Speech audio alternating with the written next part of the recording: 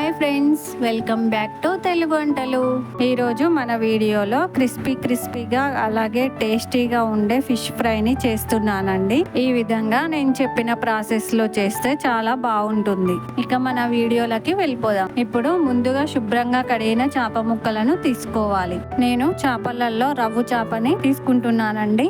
మనం ఫ్రై చేస్తున్నాం కాబట్టి ఈ చేప ముక్కలను సన్నగా కట్ చేపించుకోవాలి. ఇప్పుడు చేపలని మ్యారినేట్ చేసుకోవడానికి ఒక స్పూన్ ఉప్పుని, ఒక స్పూన్ పసుపుని వేసి బాగా కలుపుకోవాలి. ఇప్పుడు సరిపడేంత కార్న్ఫ్లోర్ని వేసుకోవాలి. ఈ మిశ్రమాన్ని చేప ముక్కలకు పట్టేలాగా బాగా కలుపుకోవాలి. ఈ కార్న్ఫ్లోర్ వేసుకోవడం వల్ల చేప ముక్కలు క్రిస్పీగా అవుతాయి. మీకు వద్దనుకుంటే దీన్ని స్కిప్ చేయవచ్చు. ఈ కలిపి పెట్టిన చేప ముక్కల్ని కాసేపు పక్కకు పెట్టుకోవాలి. ఇప్పుడు స్టవ్ వెలిగించి బాండీలో డీప్ ఫ్రైకి సరిపడా ఆయిల్ పోసుకోవాలి.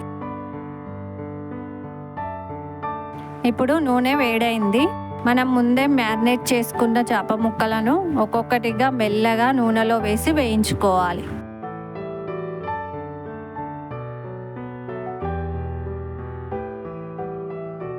ఇప్పుడు స్టవ్ని మీడియం ఫ్లేమ్లో పెట్టుకోవాలి.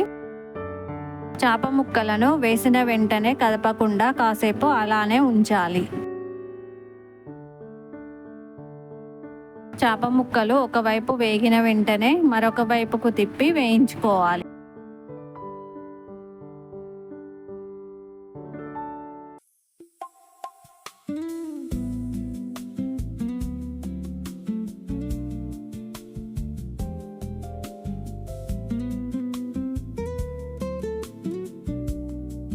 ఇలా చేప ముక్కలను మెల్లగా అటు ఇటు తిప్పుకుంటూ బ్రౌన్ కలర్ వచ్చేంత వరకు వేయించుకోవాలి.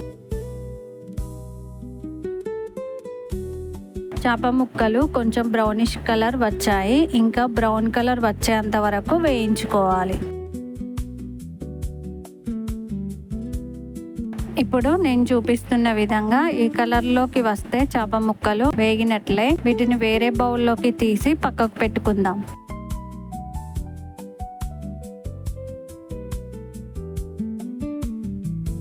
ఇదే విధంగా అన్ని చేప ముక్కలను నేను చూపించిన విధంగా వేయించుకోవాలి.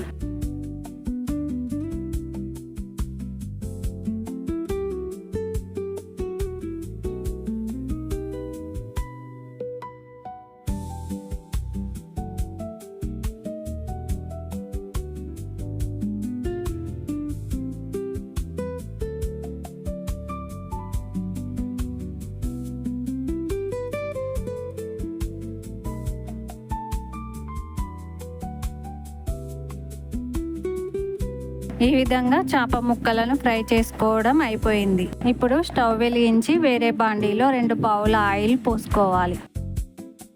ఆయిల్ వేడైన తర్వాత ఒక స్పూన్ పసుపుని, 2 స్పూన్ల కారాన్ని, కొంచెం ధనియాల పొడిని వేసి ఈ మిశ్రమాన్ని బాగా కలుపుకోవాలి.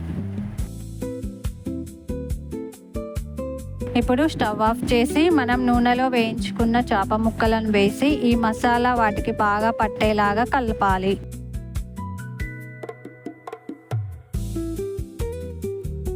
ఇలా గరిటెతో మసాలా అంతా చేప ముక్కలకు పట్టేలాగా బాగా కలుపుకోవాలి.